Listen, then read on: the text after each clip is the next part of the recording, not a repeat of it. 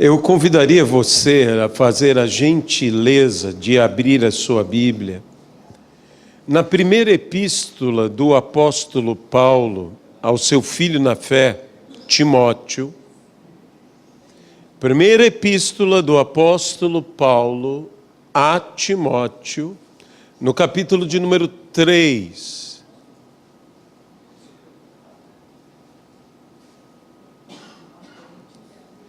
Senhor nosso Deus, dá-nos a Tua bênção e fala aos nossos entendimentos e aos nossos corações. Que o Senhor possa nos despertar e lançar os fundamentos firmes sobre os quais devemos nós crescer. Crescer, Senhor, na Tua graça e na Tua misericórdia. Abençoa-nos aqui, Senhor, de maneira extraordinária, para que se realize aquilo que a Bíblia nos promete, que nem olhos viram, nem ouvidos ouviram, nem jamais penetrou em coração humano o que Deus tem preparado para aqueles que o amam. Que o Senhor realmente possa nos fortalecer em amor, para que vivamos na plenitude da Tua graça. É o que nós te pedimos, com perdão dos nossos pecados, no nome de Jesus Cristo. Amém e amém. A epístola de Paulo a Timóteo é uma daquelas cartas que Paulo escreve de coração para coração. Sim, é inspirada pelo Espírito Santo, mas ela possui as características de um pai falando a um filho. Quando Paulo orienta Timóteo naquilo que Timóteo deveria estabelecer para a igreja, ele está dando uma orientação, como eu disse, inspirada pelo Espírito Santo, de modo que não é uma orientação única, exclusiva e particular a Timóteo, mas é uma orientação que é aplicada a todos nós, a Igreja de Cristo, em todas as eras, em todas as realidades, em todas as culturas. Porque aqueles que desejam transformar ou limitar a palavra do Senhor apenas a uma questão cultural, a palavra do Senhor vai muito além disto. A palavra do Senhor, ela é espiritual. E por causa disso ela nos fala de caminhos e caminhos eternos, os caminhos do Senhor, nos quais nós devemos nos pautar. E nesse espírito, o apóstolo Paulo, orientando a Timóteo a respeito do governo da igreja, Paulo diz, fiel é a palavra, versículo 1.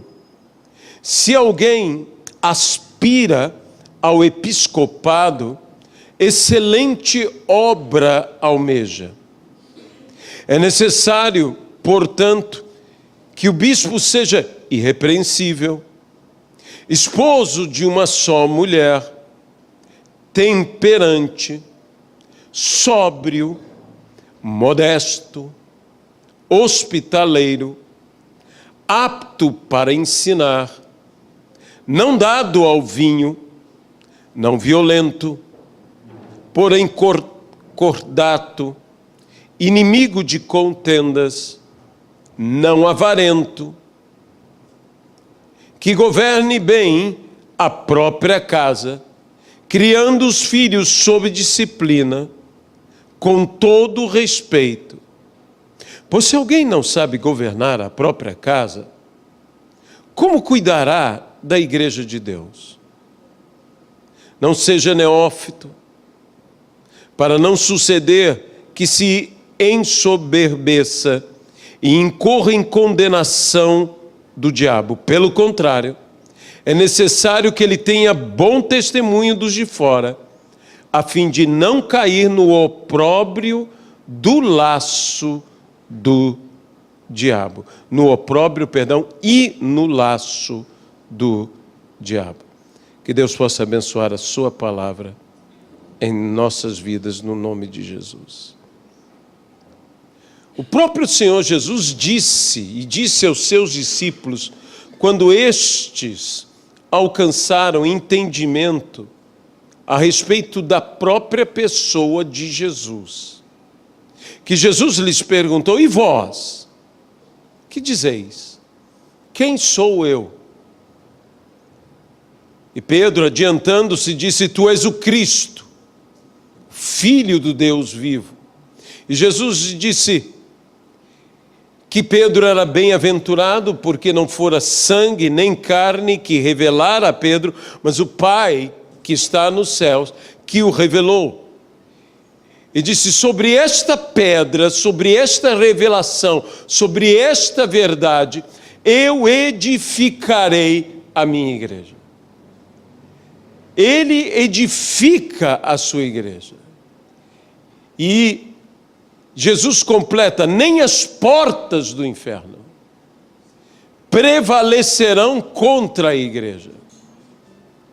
Jesus fez e faz a sua igreja, Jesus edifica a sua igreja, de modo que nem mesmo as portas do inferno possam prevalecer contra a igreja, de maneira que a igreja edificada por Cristo é impossível de ser destruída. A igreja não pode ser destruída.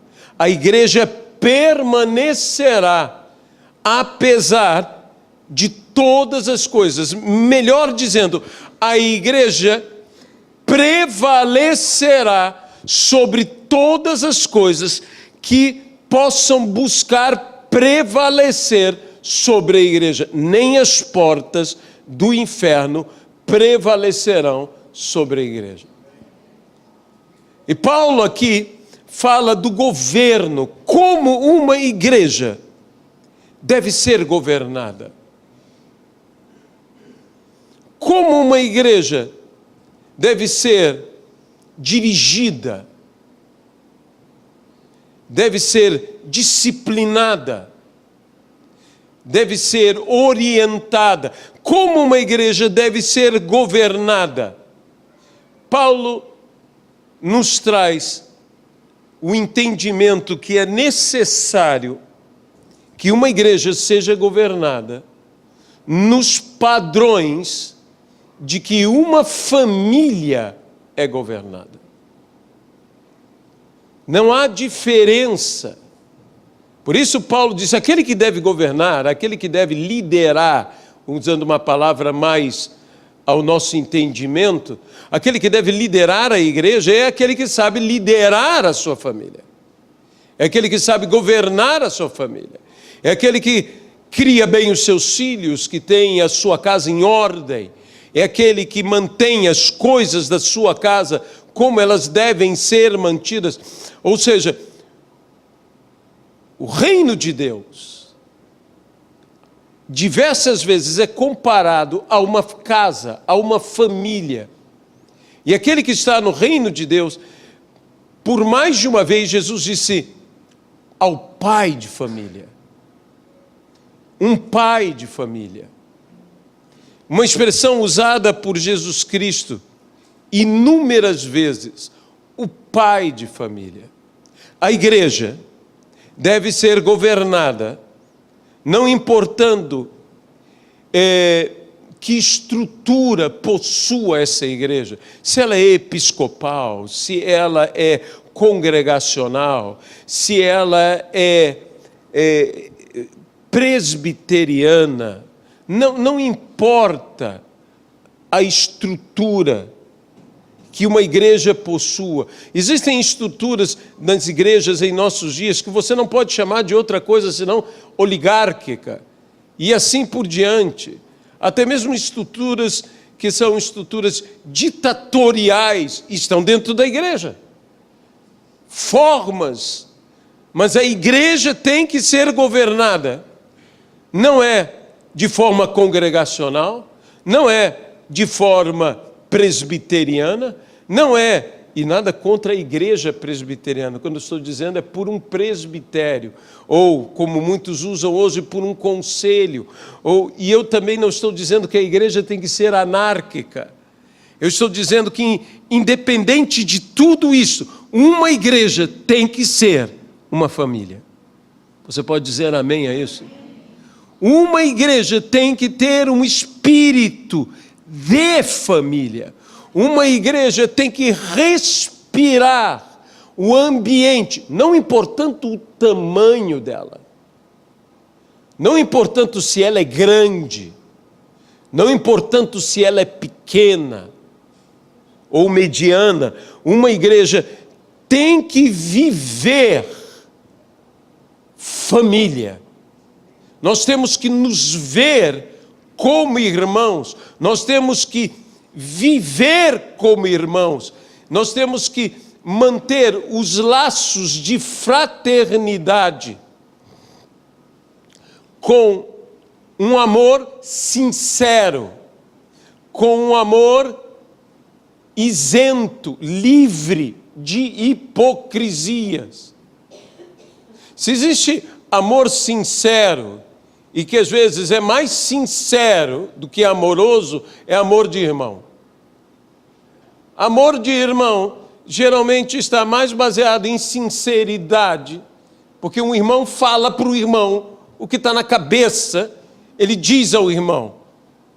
E quanto mais jovens são, quanto mais novos são, mais isso se evidencia, porque com a experiência, com a idade, nós vamos aprendendo a colocar certos limites, até necessários, porque há pessoas que pensam que sinceridade é tudo. Sinceridade que se confunde com grosseria, pode saber que isso não ajuda, mais atrapalha do que qualquer coisa.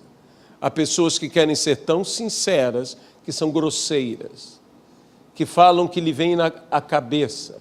A Bíblia mesmo diz que há um limite para o que nós devemos falar. A Bíblia, quando fala do varão perfeito, fala que é capaz de reter, de frear a sua língua. A Bíblia nos diz, saia da sua boca, sim, saia da sua boca, unicamente o que for bom para edificação. Em outras palavras, se não é bom para edificação, fique calado. Ou como meu pai sempre me dizia, desde pequeno, meu pai falava, se não edifica, não fale. Se isso não vai ajudar, então nem abra a boca. É melhor ficar calado. Abraham Lincoln dizia, é melhor você ficar calado e deixar a dúvida se você é ignorante ou não, do que abrir a boca e dar certeza de que você é ignorante. Então, não dê essa certeza para os outros, deixe pelo menos a dúvida. Aprenda com Lincoln, que sabia falar, que sabia se expressar e que realmente falou muitas coisas dignas de serem lembradas, e por causa disso são notações históricas. O grande desafio da igreja em nossos dias é que não existe uma instituição tão combatida em nossos dias quanto é a família. E a igreja parece que não está, eu falo isso com muito temor em meu coração, se posicionando, principalmente os líderes da igreja. Veja, por que as características do bispo são as que são? Porque essa é a característica de um pai ideal, de um esposo ideal, de um avô ideal, de um homem de família. E em dias que nós encontramos, e eu tenho que ser cuidadoso quanto a isso, porque eu não estou querendo julgar A, B, C ou D, e não querendo dizer que não existam situações em que essas coisas aconteçam, mas em dias que nós encontramos ministros de Deus não no seu casamento, mas no seu segundo, terceiro. E eu não quero nem me atrever a dizer quantos mais. O que está acontecendo? Eu não estou falando, meus irmãos, que nós não podemos acolher o divorciado, que nós não podemos... Aqui está se falando sobre o governo da igreja. E hoje o governo da igreja possuem pessoas que, se nós passássemos ao crivo desta palavra, não estariam, não poderiam, porque eles não cumpririam, não são as regras estatutárias de uma instituição, de uma denominação, eles não cumpririam as regras bíblicas, doutrinárias de sua posição. A Bíblia diz, aquele que pensa estar em pé, que veja que não caia. Isso não é para que nós imediatamente associemos a fulano, beltrano e ciclano e comecemos porque, vejam, quando Deus deseja falar aos nossos corações, existe um mecanismo de engano que o diabo faz para poder, vamos dizer, sutilmente nos desviar do que Deus deseja falar às nossas vidas. Quando nós estamos falando de um problema, de uma realidade, e de nos posicionarmos a respeito de algo, imediatamente o inimigo nos faz lembrar de fulano, beltrano, ciclano, que vivem aquele problema. Quando eu falo de um pastor que já está na sua terceira realidade conjugal, sua terceira esposa, talvez imediatamente você se lembre de alguém, e aí, em vez do Espírito Santo poder falar comigo o que o Espírito Santo quer falar comigo, não, a minha cabeça está ali naquele alguém dizendo, ele precisava ouvir isso. Ele é que... Mas acontece que ele não está aqui, eu estou aqui. E mesmo que eu diga, mas isso não é minha realidade, há algo que o Espírito Santo deseja falar na minha vida. E é por isso que a Bíblia diz, entre outros motivos, quem tem ouvidos para ouvir, ouça o que o Espírito diz às igrejas. Então, quando você tem ouvidos para ouvir, você ouve. E quando você tem espíritos para ouvir, você ouve para você. Porque uma das coisas mais grosseiras que existe, e que nós temos que tomar muito cuidado quanto a isso, é quando alguém fala conosco, mas o nosso pensamento está em outro lugar.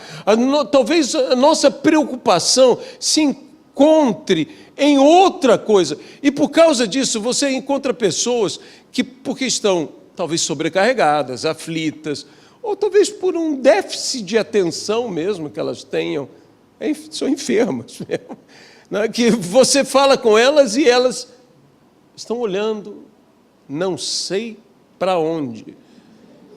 E, de fato, elas não estão te ouvindo. Você está falando, mas elas estão ali. E se houver uma oportunidade, você talvez faça uma pergunta, e ela vai dizer, como? Por quê? Porque a mente dela está em outro... E nós fazemos essa grosseria com o Espírito Santo. Nós fazemos essa grosseria com o Espírito Santo por quê? Porque o nosso coração está cheio de preocupações e porque também, como disse, como um artifício das trevas, há fortalezas mentais que nos levam para outros cantos e nos desviam do foco. O foco que Deus deseja falar às nossas vidas. Como o mundo hoje e como a sociedade, nossa sociedade, a sociedade brasileira, tem medo do avanço do Evangelho. Enquanto o Evangelho estava mais timidamente representado, mas nós tivemos um crescimento numérico expressivo. Não mais apenas em alguns grandes centros urbanos, como Rio de Janeiro, como São Paulo, como Belo Horizonte, mas em todas as grandes capitais tem surgido movimentos evangélicos e agora já ao interior isto avança. E o evangelho está crescendo. E quando o evangelho cresce, com o evangelho, vem valores que se chocam diretamente com a doutrinação que está sendo feita na nossa sociedade. O evangelho está crescendo e, queira Deus, o evangelho continuará crescendo. Mas nós entramos em choque inevitável. As forças, e quando digo forças, eu não estou dizendo forças misteriosas e nem forças diabólicas, estou falando das forças mesmo. O que governa a nossa nação? Os homens fortes que governam a nossa nação. Tem gente que governa essa nação. Tem gente fora dessa nação que governa essa nação. Isso é com todas as nações, não é só com a nossa, não.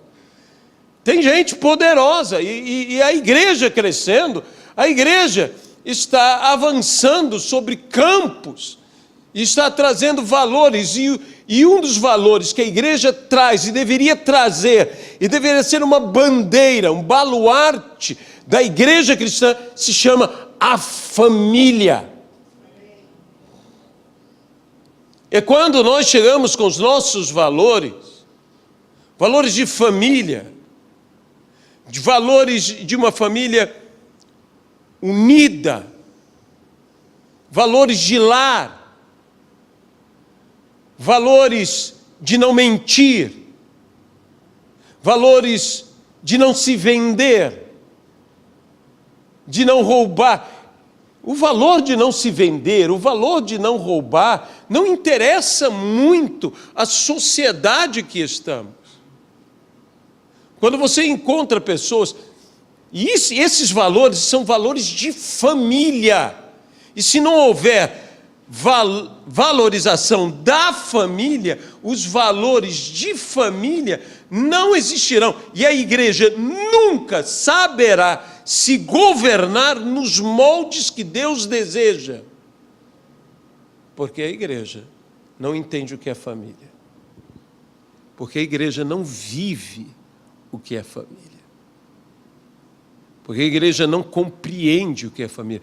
Nós hoje na igreja, e mais uma vez eu quero abrir um parênteses aqui, eu acho que há instrumentos, e que são instrumentos do nosso tempo, e que fazem parte da nossa realidade, a mídia, nos seus diversos aspectos, seja a mídia radiofônica, que ainda tem muita força, a televisiva, a internet, as redes sociais e tantas outras formas de nos comunicar. Tudo isso é bom, mas tudo isso também é perigoso.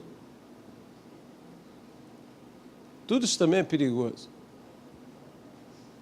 Nas redes sociais,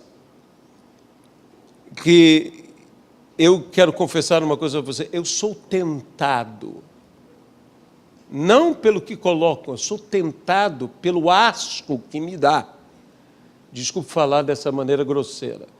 Há muitas vezes dizem, quer saber um negócio? Eu vou sair dessa coisa, de uma vez por todas. Porque é impressionante as coisas que vêm, as coisas que chegam, as informações equivocadas. Fala-se muito hoje se fala sobre notícias falsas, notícias mentirosas e tudo mais. Meus irmãos, a notícia falsa, a notícia mentirosa, é que nós descobrimos como sociedade uma nova maneira de fofocar, que é pela mídia social. E aí nós fofocamos pela mídia social e fofocamos mentira pela mídia social. E isso é como qualquer tipo de palavra asquerosa, contaminadora. Acaba porque você simplesmente freia. Se parar em você. Eu tenho amigos pastores que eu não sei, parece que tudo que eles recebem, eles enviam. Gente, não é possível. Onde está a moderação? É característica de valor cristão. Moderação. Eu digo que nós estamos com um problema, que é o problema de entendermos o que é família, porque hoje se fala de uma nova família. De novas, nós temos, não, a família não é nova, a família é velha. Tá? A família é família. O que nós temos hoje é novos problemas familiares, que antes não existiam, porque não existia o tipo de problema social que nós temos hoje. Ou que, embora existissem, eram menos evidentes e agora se mostram mais evidentes. Essa coisa de se ter um pai, muitas mães e muitos filhos, pergunte a Davi, está lá. E gente que diz isso não tem problema nenhum, vai perguntar a Davi se não tem problema. E você sabe que tem problema. Gente, entenda bem, família é o que nós temos. Talvez os nossos familiares não sejam o ideal. Você, quando vem a uma família, você não dizer bem, eu vou àquela família. Não, você nasceu nela. Você nasceu nela, você cresceu nela. Aqueles que formam uma família, eles recebem os que se juntam a ela. Alguns eles gerarão. Hoje, o problema está tão sério que há jovens casais que não desejam ter mais filhos. Eles desejam o culto, a sua felicidade. Eles querem ser felizes. Eles não têm uma ideia de perpetuar. Eles não têm a ideia nem de ter alguém para amar. Ah, não, eu já tenho o meu cônjuge. Sabe, a Bíblia diz, serão os dois uma só carne. Isso é muito mais do que o pensamento de que você, com outra pessoa, se tornam um só. Isto também. Isso não é apenas a união física, o coito conjugal. Isto também.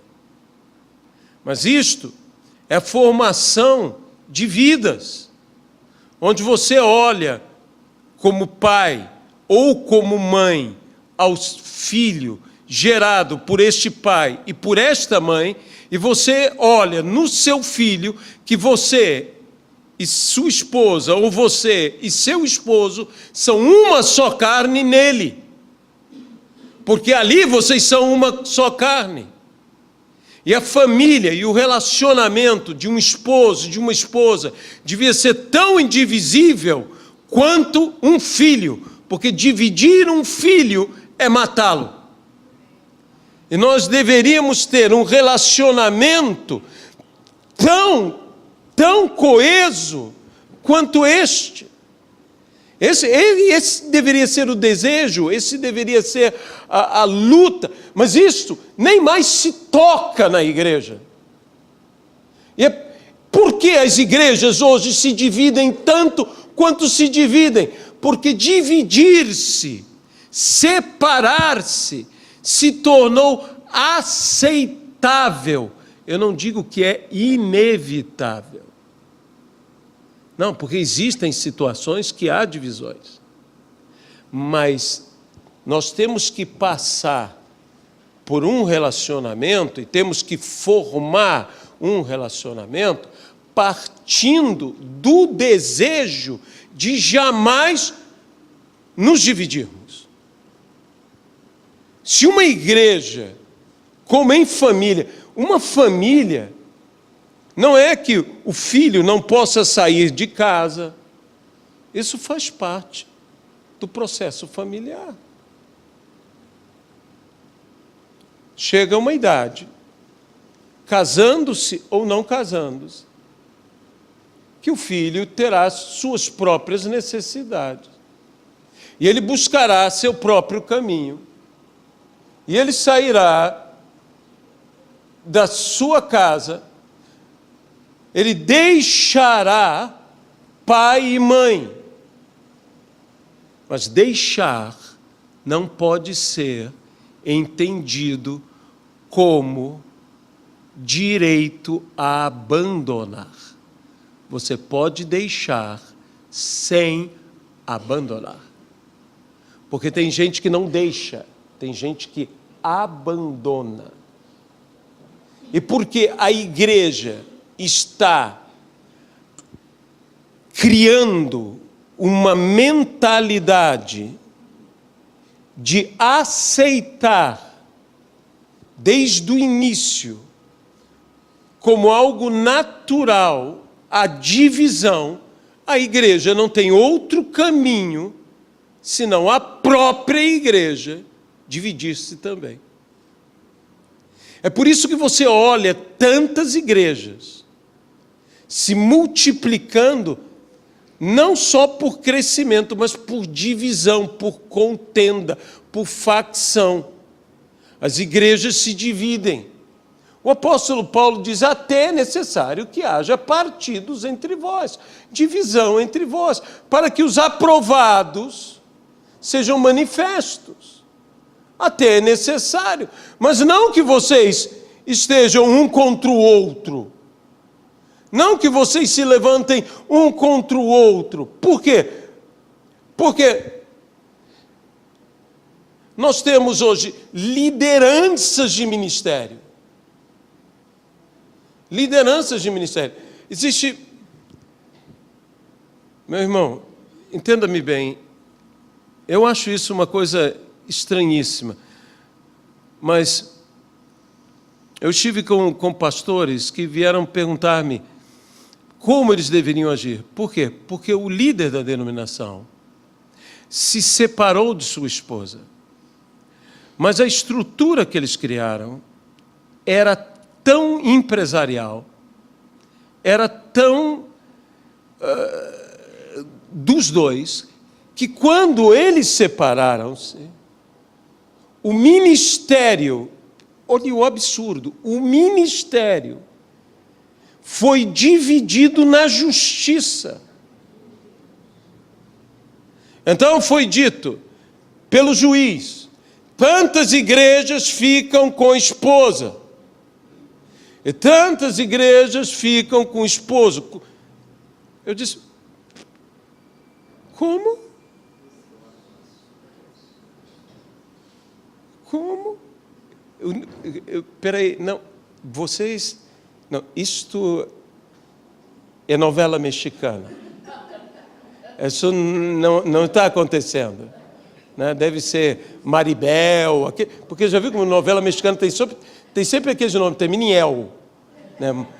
Em vez de Maria, é Maribel, e tudo é El. Então, eu falei, isso tem que ser um Bravanel, não sei o que. Coitado do Bravanel, o nome dele veio na minha cabeça. Isso não pode ser, mas é. Isso é nos nossos dias, a igreja está assim. E eu não estou aqui para levantar uma bandeira e dizer, olhe como somos santos, ou como somos maravilhosos, mas é necessário que nós sejamos santos. É necessário que nós sejamos maravilhosos mesmo. É necessário que você possa dizer, mas que gracinha o meu pastor. Pelo menos ele é direito. Mas isso tinha que ser toda a igreja. Por isso, Paulo não está dizendo, é necessário que toda a igreja seja assim. Paulo está dizendo, é necessário que o bispo seja assim. Porque se o bispo for assim, os valores estão estabelecidos para a igreja. Mas eu volto a dizer, nós vivemos dias que a igreja tem sido agredida. Sabe de uma coisa? Quando os valores bíblicos, os valores cristãos, porque quando eu estou falando de valores cristãos, eu estou falando de valores bíblicos, eu estou falando, não é só de Novo Testamento, eu estou falando do livro de Provérbios. O livro de Provérbios tem etiqueta. O livro de Provérbios diz, quando você estiver na frente do rei, num banquete, bota uma faca na tua garganta, para que você não coma demais. Isso está falando sobre o quê? Sobre etiqueta. Seja comedido no banquete do rei, não coma qualquer coisa. O livro de Provérbios diz coisas práticas. Ele diz, não se torne frequente na casa do teu irmão ou do teu amigo, para que ele não venha a enfadar-te de ti. Ou seja, não encha a paciência. Pelo amor de Deus. Para de ser um chato de galochas. Isso aí é tradução livre minha, né, do texto bíblico. Para com isso. Tenha bom senso. Sabe aquela pessoa que bate toda hora na porta, que você diz, agora, enfim, sós, toca a campainha. Aí você olha, é o irmão. A Bíblia, ela tem valores, mas o problema desses valores, que hoje, quando você tem esses valores, você é chamado de retrógrado, de não progressista. Você é retrógrado, mas que coisa antiquada. Mas nós temos que ter esses valores, os valores da Bíblia têm que estar na nossa vida, e são os valores da família. Nós precisamos ter os valores, nós não podemos nos permitir que nós, por algum descuido, venhamos a perder os valores. Naquela parábola da mulher com as 10 dracmas, moeda, dinheiro, é valor. E é interessante que é uma mulher, é uma casa e é dinheiro. E ela perde aquele dinheiro. É interessante que essa mulher, o que me chama a atenção é que ela não diz em momento nenhum, alguém me roubou. Porque nós estamos perdendo os nossos valores familiares e nós estamos culpando os outros por aquilo que nós próprios perdemos. Então o que ela faz? Ela vai limpar a casa, ela vai arrumar a casa, ela vai botar em ordem a casa, ela vai levantar ali a lâmpada, ela vai varrer a casa, até que ela encontre dentro da sua própria casa o valor por ela perdido. Meus irmãos, nós estamos num tempo que é necessário arrumar a casa. Nós estamos num tempo que é necessário varrer a casa. Tem muito lixo acumulado dentro da casa, que tem que ser colocado no seu devido lugar. E o devido lugar do lixo é do lado de fora da casa, não dentro da casa. Então nós precisamos de instrumentos que serão as nossas vassouras. Isso não é algo que é um instrumento divino, ou veio do céu a vassoura de fogo. Não, se você varrer com uma vassoura de fogo, o máximo que você vai conseguir é botar fogo na tua casa, tá? Você não vai limpar a tua casa, você tem que limpar. Veja bem, é uma expressão que nós utilizamos dentro da igreja, vassoura de fogo, isso e aquilo, que é uma expressão que eu não uso, mas que há irmãos que usam e deve ser respeitado. Que está errado, mas e daí? Nós falamos tanta coisa errada. Mas ele respeita o coitadinho do irmão lá, com a vassoura de fogo dele. Às vezes a vassoura de fogo dele está fazendo uma obra melhor do que eu que não estou. Devia ter pelo menos a vassoura de fogo. Pelo menos isso eu devia ter. Ou então, vem um vendaval. Tem umas expressões dentro da igreja. Estou fazendo um reboliço. Eu falei, Senhor, eu estou pedindo que o Senhor conserte, aí o Senhor vem e faz um reboliço, mas eu acho que algumas vezes na nossa vida o que a gente precisa é que Deus faça um reboliço mesmo. Por quê? Porque senão a gente não emenda, não conserta. Nós precisamos retomar os valores de família, há valores de família. Nós precisamos colocar a família no seu patamar de direito. Mas eu volto a dizer, a sociedade tem medo. Quando as pessoas se convertem ao Evangelho, já logo dizem, vão se tornar conservadores. Sabe por quê, meus irmãos? Há uma ideia negativa sobre ser conservador. Porque eu volto a dizer, as pessoas imaginam que isso é ser retrógrado. Mas conservar é algo inteligente. Para você, se você conserva alguma coisa, você gasta muito menos do que você consertar. Conservar é melhor que consertar. Você conserta quando você não pôde conservar. Por que você tem que consertar um carro? Porque você não conseguiu conservar o carro. Então, como você não conservou aquele carro, você tem que consertar aquele carro. E dentro de família, desculpe eu dizer assim, tem muita gente tentando consertar em família, em vez de conservar em família. Mas nós temos um medo, como sociedade, terrível, porque evangélico, de fato, a nossa tendência é pender para conservar. Por quê? Porque nós temos valores que queremos conservar. Nós temos valores que queremos... É por isso, meus irmãos, é por isso que alguns, e não entenda esquerda, direita, nada disso. Eu estou falando do governo deste mundo. Eu estou falando algo que é suprapolítico, é acima da política, que vem com direita e vem com esquerda e vem até pelo meio, que eu estou falando que é de principados e potestades, eu estou falando de poderes dominadores deste mundo tenebroso e forças espirituais do mal nas regiões celestes. Eu estou falando do homem forte, e o homem forte não é um demônio, não. O homem forte é um homem forte mesmo. Existe homem forte neste mundo, e que ele teme.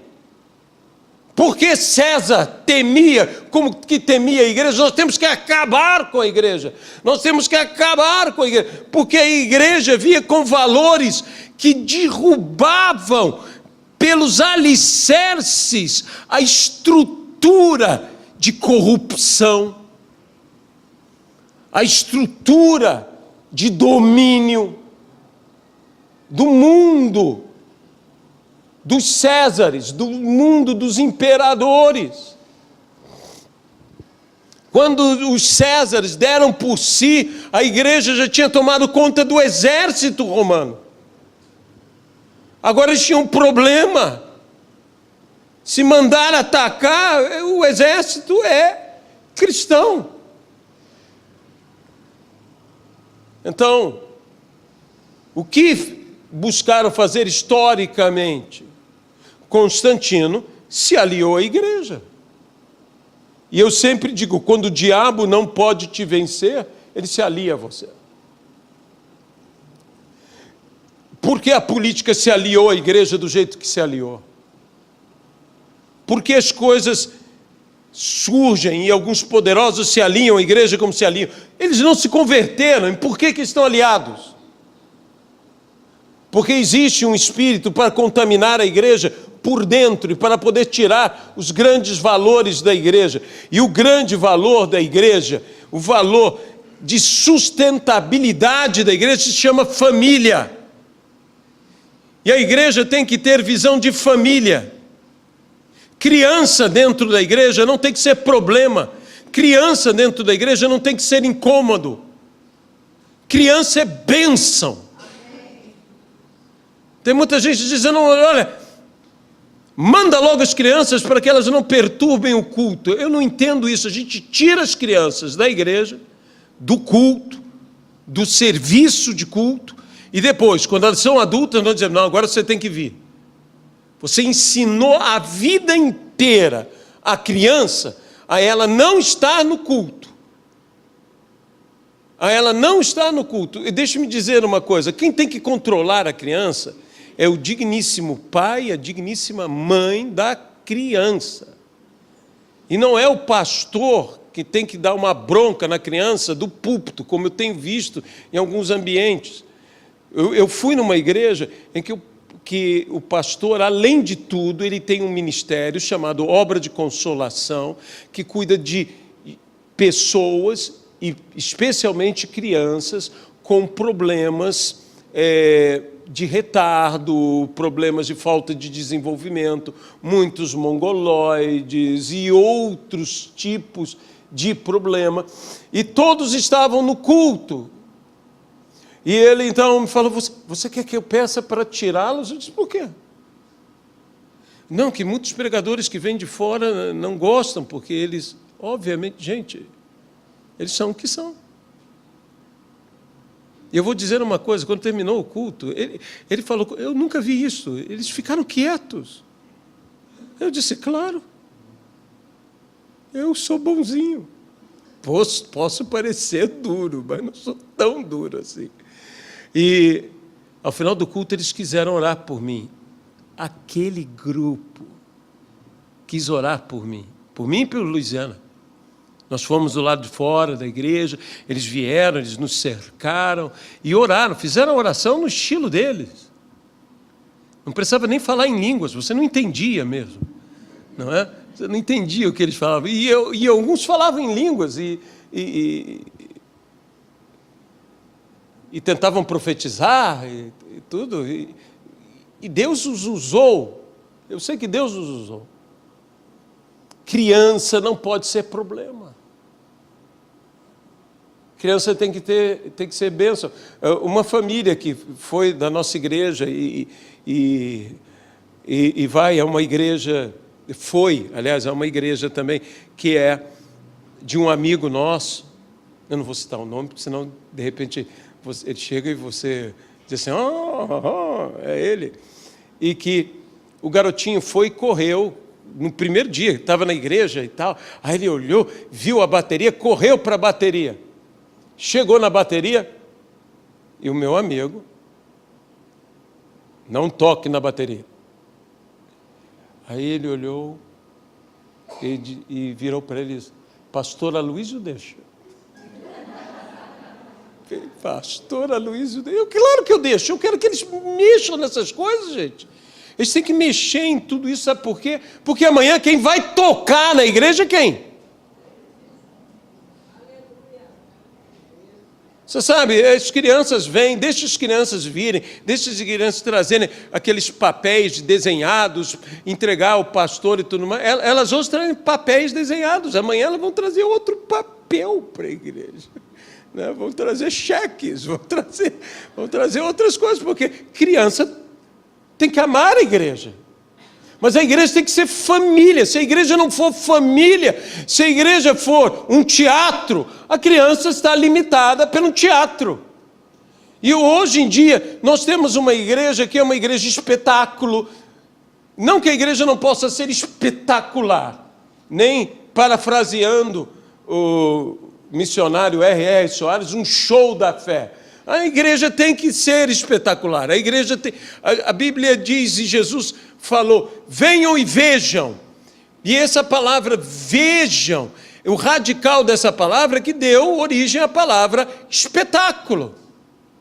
Então a igreja é uma coisa espetacular, mas isso não quer dizer que a igreja tem que ser uma Disney, a igreja tem que ser um entretenimento. É muito bom ir à Disney, é muito agradável.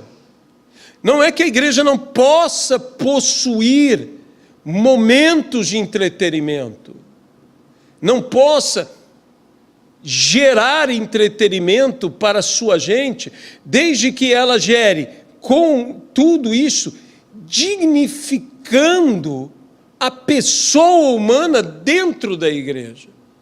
Então, hoje nós temos pregadores que são verdadeiros showmans. Eu até dizia, acho que com a Lenira que eu estava falando, eu digo, eu tenho amigos meus que eu desconfio que eles ficam batendo um zilhão de fotos. Estou exagerando, claro. Porque você vê as fotos dele no Instagram, são umas poses de tão veemente pregador. Por quê? Porque hoje, meus irmãos, a imagem é tudo. A imagem é tudo.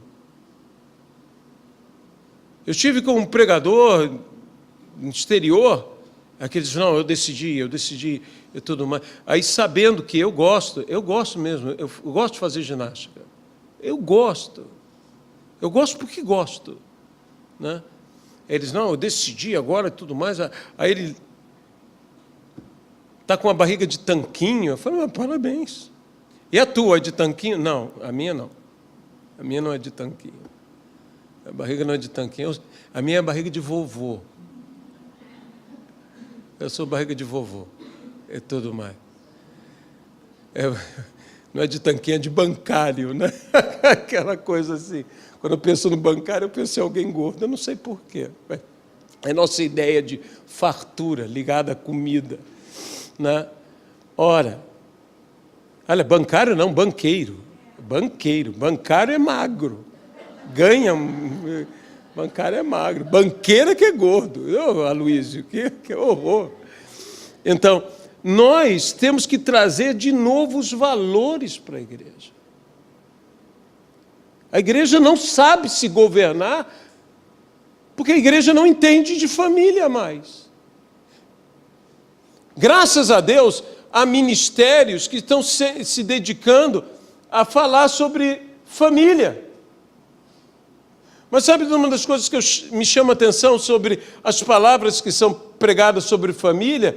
É que todo mundo sai no final dizendo, puxa, que mensagem agradável.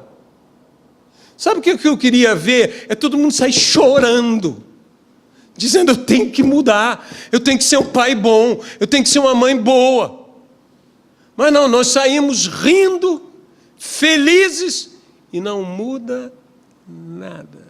E nada contra pregadores que são hábeis, cômicos. Que tem gente que tem uma habilidade para comédia extraordinária. Eu não tenho. Eu não sou cômico. Eu não sou cômico. Eu estou mais para herói de ação. Olhe para mim, sou herói de ação. Eu não sou cômico. E eu gostaria mesmo de ser herói de ação, dentro da minha cabecinha. Mas o que a igreja precisa? Voltar aos valores. Eu estava lendo esse texto e a minha mensagem se reduz única e exclusivamente nisso. Como é que eu posso ter um bispo se eu não tenho famílias? Como é que eu posso ter um bispo se a igreja anglicana e mesmo a metodista na Inglaterra aceita o ministério de homossexuais?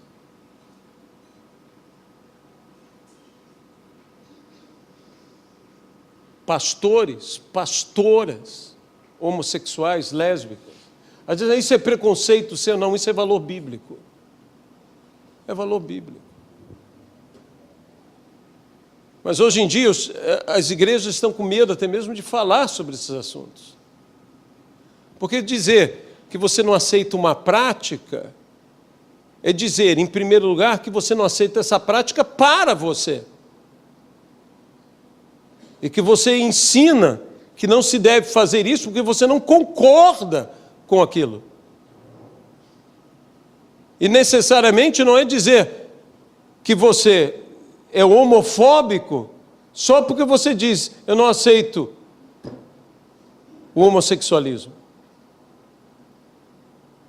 Em que eu acho que não está certo. Então, quer dizer, imagine isso que, embora exista, né, a pessoa, mal comparando, Quer dizer, ninguém tem direito a mais nada. Ninguém tem direito a ter um pensamento diferente. Ninguém tem direito a nada. Aí, quando você traz o pensamento, que não é o pensamento dele, você é intransigente. E você é o quê que me chama de intransigente? Eu sou intransigente porque não aceito o seu pensamento. Você é intransigente porque não aceita o meu pensamento. Então, nós hoje na igreja, nós estamos mais preocupados em sermos aceitos. Nós estamos com medo do Coliseu. Nós estamos com medo do circo máximo. Nós não queremos mais a perseguição. Nós não queremos mais nada disso. Mas o problema é que a igreja do passado ficava firme em seu testemunho. Se você vai a um livro da antiga Haste, editora Haste, você encontrará documentos da igreja cristã. Você encontrará ali uma narrativa de centuriões dizendo: são estranhos esses cristãos, que mal você os acusa, eles logo assumem a sua culpa, dizendo: sou cristão, sou pela família, sou pelos valores, sou pela verdade, sou pela integridade. Meus irmãos, a igreja tem que voltar a fazer isto. E quando nós falamos isso, de algum lugar tem que começar. E que nós comecemos aqui. Olha, eu realmente não creio, eu volto a dizer, eu não creio que uma eleição vai mudar a minha nação. Eu creio que educação muda a minha nação.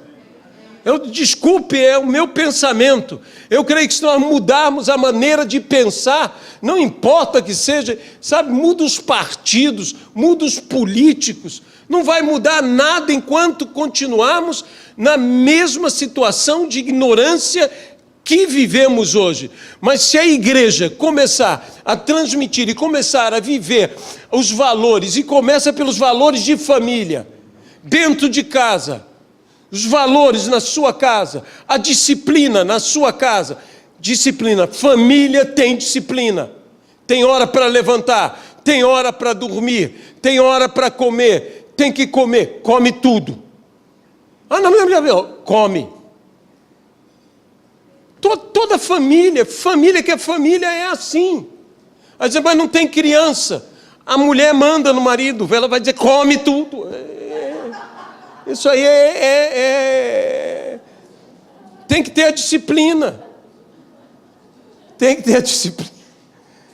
E nós temos que entender o seguinte: em igreja é como em família, tem que ter o respeito. Tem que ter o respeito.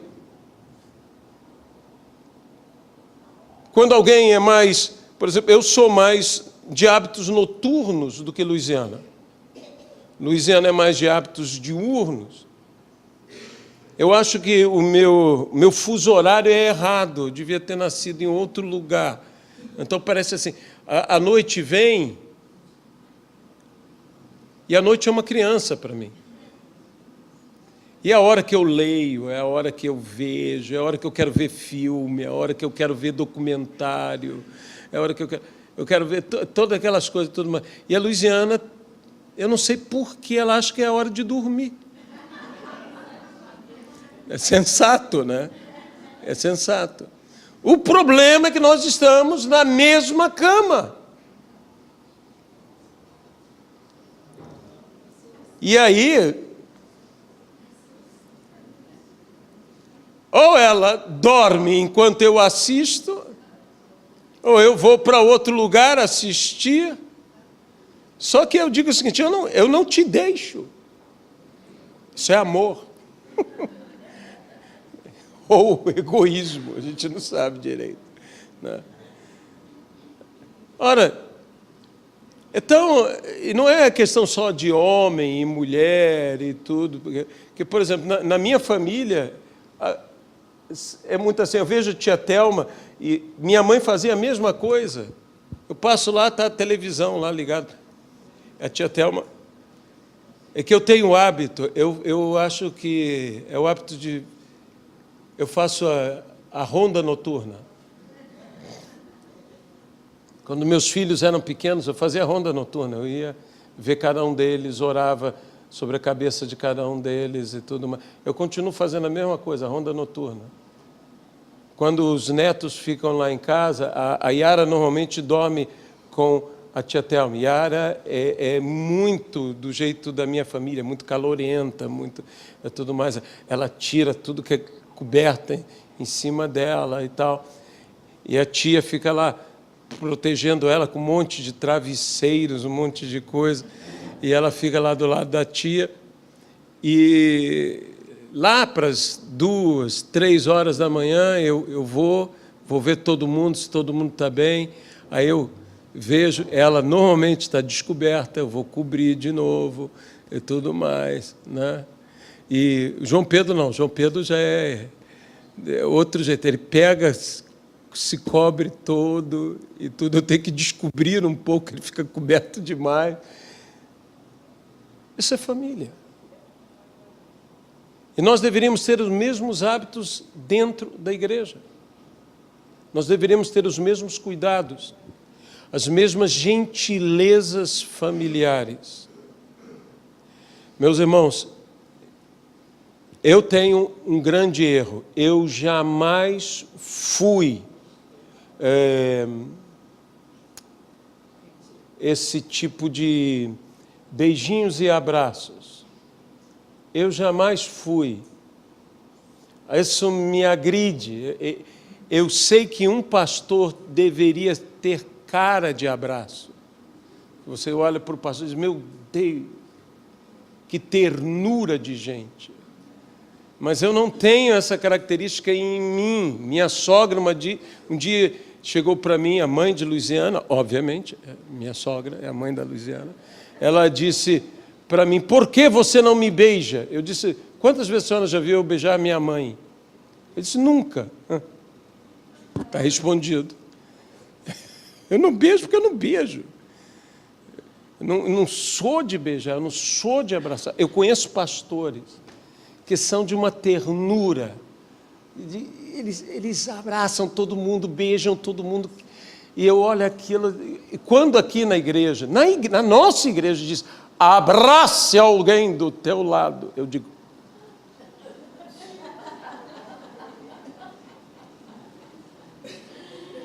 dá a mão para mim já é uma dificuldade, né? Dê a mão para alguém, abrace alguém. A maior parte das pessoas tira isso de letra. Luiziana pode trançar os pés, de tão fácil que é para ela tudo isso. Mas eu tenho, é o meu limite, eu confesso o meu pecado. Agora, se você quer um amigo fiel do teu lado, esse, meu irmão, eu me comparo com qualquer um. Porque se existe uma coisa que existe em mim, é a amizade fiel. E isso eu aprendi a ser. E isso é traço da minha personalidade. É traço da minha personalidade. Eu sempre falo, Luiziana nasceu para ser mãe, mas a verdade é o seguinte, eu nasci para ser pai. Eu sou pai duro, é verdade, mas eu nasci para ser pai. Eu não sou aquele paizão, eu sou aquele pai que você diz, tem uma encrenca. Eu sou o pai que você quer na hora da encrenca. Por quê? Porque isso está em mim. Isso está em mim. Eu vejo amigos meus, eu tenho amigos que estão passando por problemas. Sabe qual é o meu desejo? É ir até lá, é resolver o problema, é tratar do problema. Por quê? Porque isso está em mim, é no meu traço. Isso não quer dizer que eu sou bom, isso quer dizer que isso é o que eu sou. Não é ser bom. Bom é um só, é o Pai. Ele é bom. Eu digo que Deus é bom, o diabo é mau, a gente é mais ou menos. Então, a gente dá para aceitar, gente. Mas a igreja, como a igreja vai ser governada? Hoje se prega de paternidade na igreja, mas paternidade só não é família. Imagine uma família onde só existe paternidade. É uma família horrível. Só paternidade, se não tem maternidade. Porque na hora da encrenca, você já viu alguém chamar papai? Ninguém chama papai. Na hora do problema, você chama por mamãe mesmo. Porque mamãe é que resolve. E quando o papai diz não, o que elas fazem? Vão até a mamãe. E fala com a mamãe. Porque mamãe resolve. Diz, não, papai manda. Mas mamãe manda no papai. Todo mundo sabe disso. Todo mundo sabe disso. Porque no final o papai faz o que a mamãe quer. Papai pode gritar, pode espernear e tudo mais. Ela vai dizer, eu não faço. Mas ele dá 2 passos, ele faz. É coisa impressionante.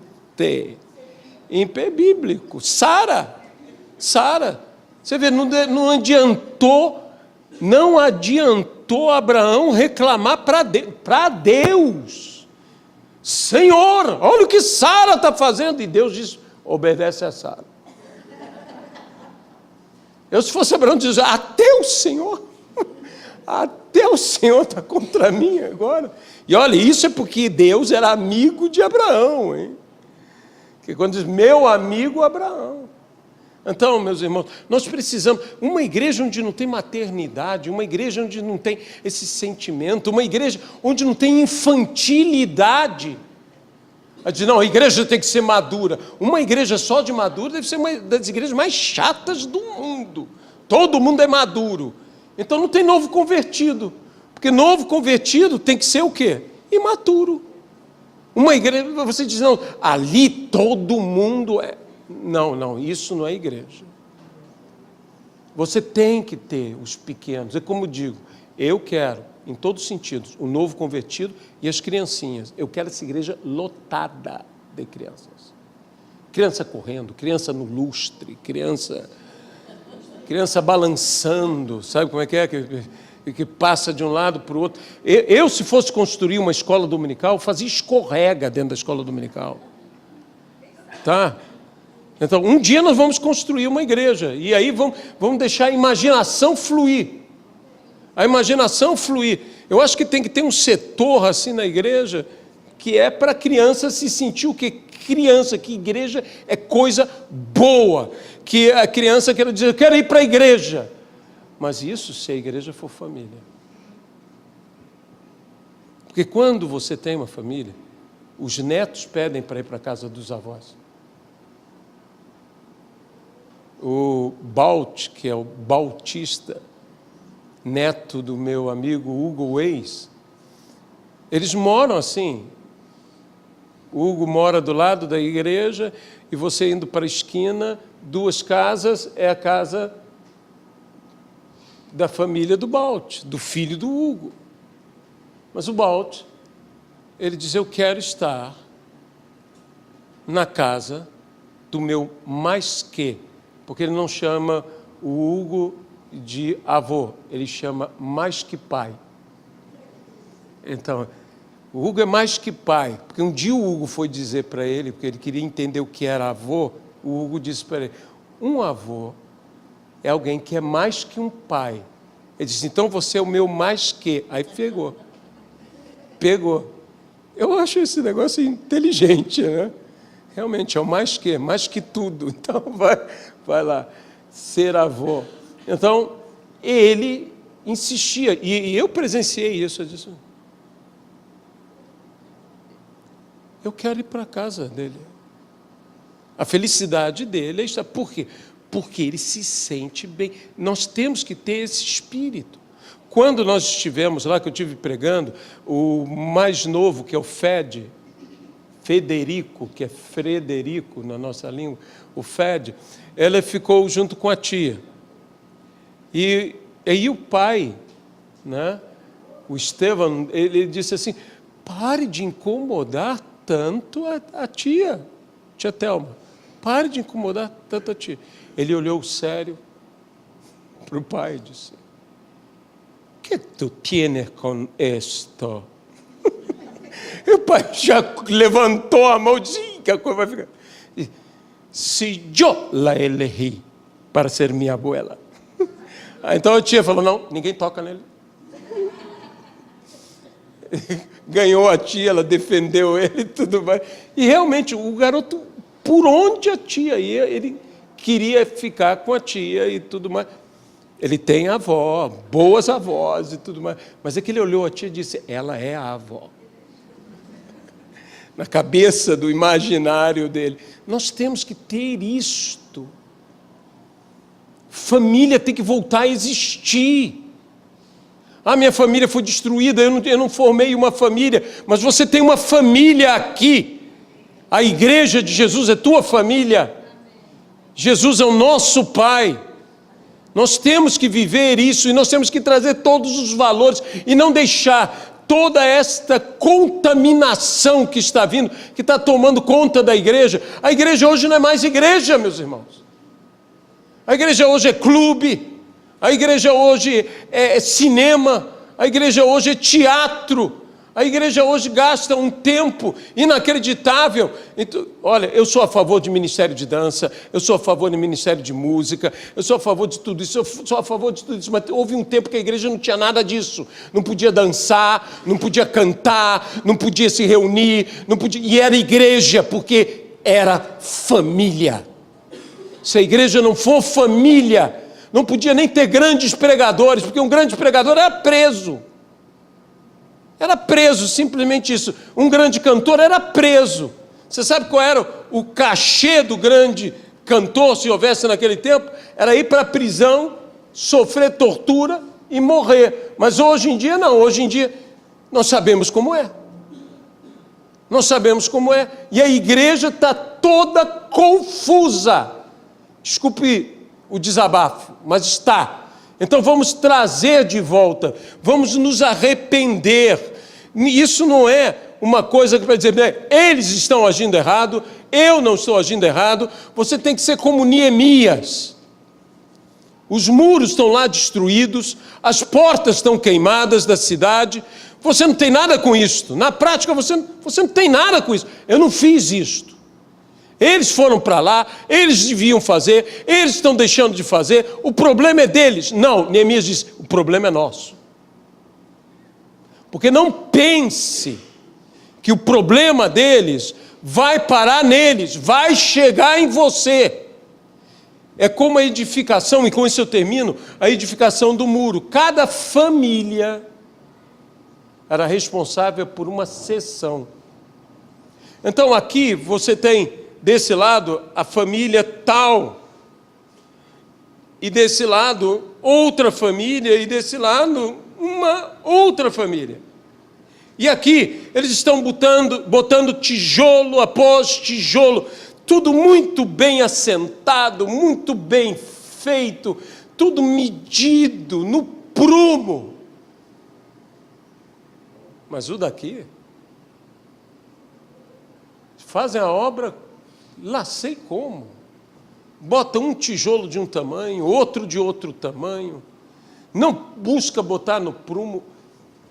E o que está aqui está fazendo tudo perfeito, mas o que está lá está fazendo tudo mal feito. Vai chegar uma hora que essa obra aqui vai se juntar com essa obra aqui, e essa obra aqui vai se juntar com essa obra aqui. Aqui estão fazendo tudo bem feito, tanto quanto os daqui. Quando se juntar, vai ficar tudo perfeito. Mas quando juntar com essa aqui, a hora que esse muro cair, vai puxar o que eu fiz também. Então não pense que nós estamos: ah não, isso não é problema meu. Isso é problema meu, porque uma hora, quando eles caírem, o que eu fiz de certo vai ser em vão, porque vai puxar o meu muro junto, vai derrubar parte do que eu construí junto. Então eu quero mais o quê? Que ele se acerte. Nem que eu tenha que parar um minuto e dizer: vocês estão fazendo errado, deixa eu ajudar aqui, deixa eu cooperar com vocês. Deixa eu fazer alguma coisa. A igreja tem que mudar, nós precisamos mudar, nós temos que trazer isso para dentro de nós temos que transformar tudo isso na nossa vida, no nosso viver, sermos menos espirituais. Eu não estou falando de sermos menos santos. É que às vezes tem gente que é tão espiritual que já está num nível anjo. O camarada já não é mais gente. Ele é muito espiritual, ele é anjo. Ele é anjo. Se duvidar, tem um cara que tem asa aí. Por quê? Porque ele é anjo. Ele é tão espiritual que ele já não... Que eu saiba, nós temos carne, nós somos gente, nós somos pecadores, necessitados de Cristo.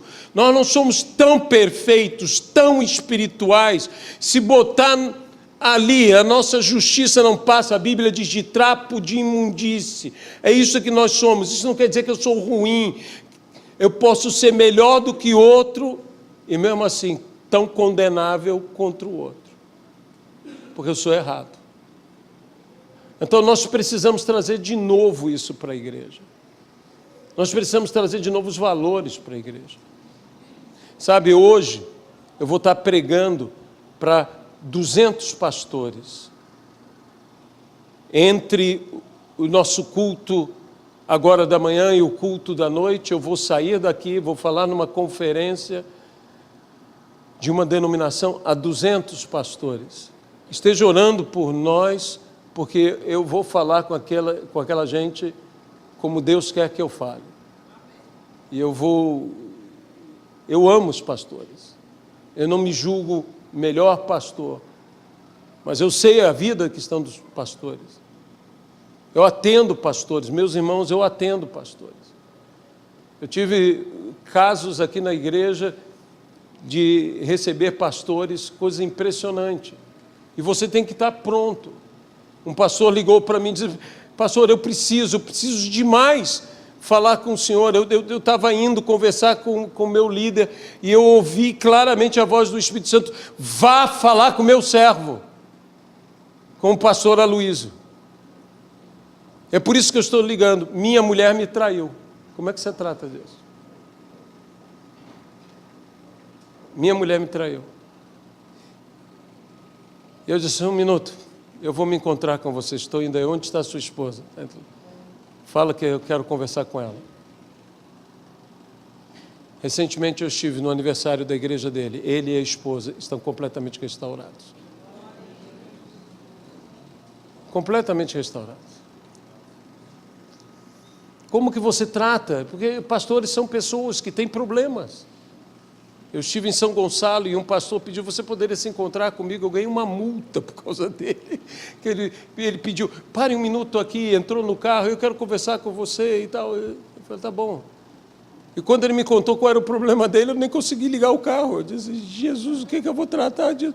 Ele disse: olha, eu nunca pratiquei, mas eu tenho inclinação homossexual. Eu disse: você é casado, tem 3 filhos.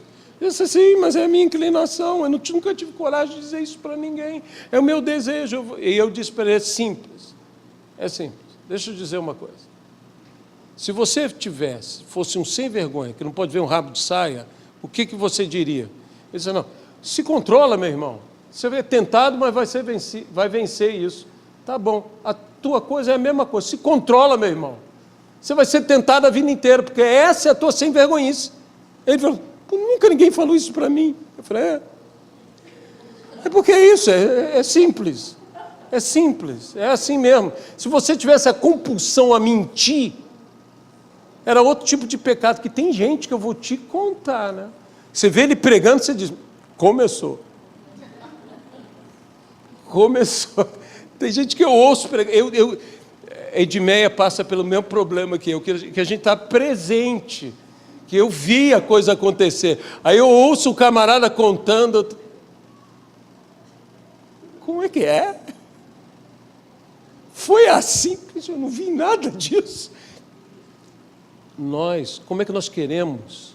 Gente, que valores são esses que nós temos na igreja? O que está faltando na igreja? Família. Família. Posso dizer uma coisa? Dedique-se aos seus filhos. Quem pode dizer amém a isso? Amém. Dedique-se aos seus irmãos. Dedique-se aos seus pais. Dedique-se à sua família. Dedique-se à família de Cristo. Dê valor. Apoie. Mais importante do que pregar, mais importante do que cantar, cante, pregue, faça tudo. Mas quem não cuida da sua família, nega a sua fé. Nega. Então, quem não está cuidando da família, está pregando do púlpito, tudo que ele prega, por mais verdade que seja, ele está negando. Nós temos que cuidar das famílias. Sejam bons pais, boas mães, bons irmãos, bons primos, bons tios, boas tias, bons avós, boas avós, bom amigo, boa amiga. Isso é família. Se nós alcançarmos isso, nós alcançamos o mais desejável. Vamos ganhar almas como nunca ganhamos, porque nós alcançamos o bom testemunho. E o que converte uma pessoa é um bom testemunho.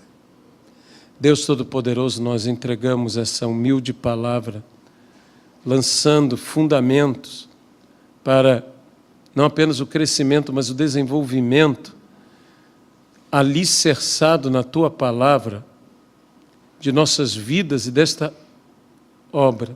Tu sabes que nós somos imperfeitos. Tu sabes que nós somos errados. Somos falhos. Nós necessitamos, ó Deus, mais do que uma imagem, nós necessitamos de uma realidade. Nós necessitamos dos valores de família. Restaura todos os valores de família. Que tratemos bem os outros dentro de casa, que possamos ter afeto e carinho aos que nos são próximos.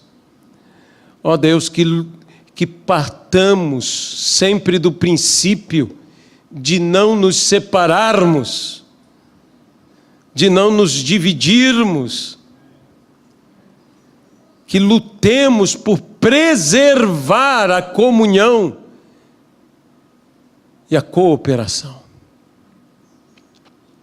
Senhor, eu quero orar pelas famílias. Eu não sei o nível de luta que alguns de nós podemos passar. Eu não sei o que alguns enfrentam com filhos, ou talvez enfrentem com pais, ou com cônjuges, ou com ex-cônjuges.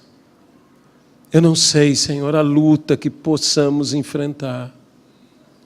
Mas eu te peço agora, no nome de Jesus Cristo, que tu possas salvar a cada um e salvar a casa de cada um. Porque creia no Senhor Jesus Cristo e serás salvo tu e toda a tua casa. Salva tudo, Senhor. Salva os negócios, Jesus. Eu quero repreender os problemas econômicos, as dívidas, o endividamento crescente, como uma bola de neve, Senhor, no nome de Jesus Cristo, que isto pare na vida de todos. Que o Senhor aumente os proventos, que o Senhor nos ajude a botar em ordem a casa. No nome de Jesus Cristo. Amém, Pai. Agora, Senhor, leva-nos em paz. Agora, Senhor, leva-nos em segurança.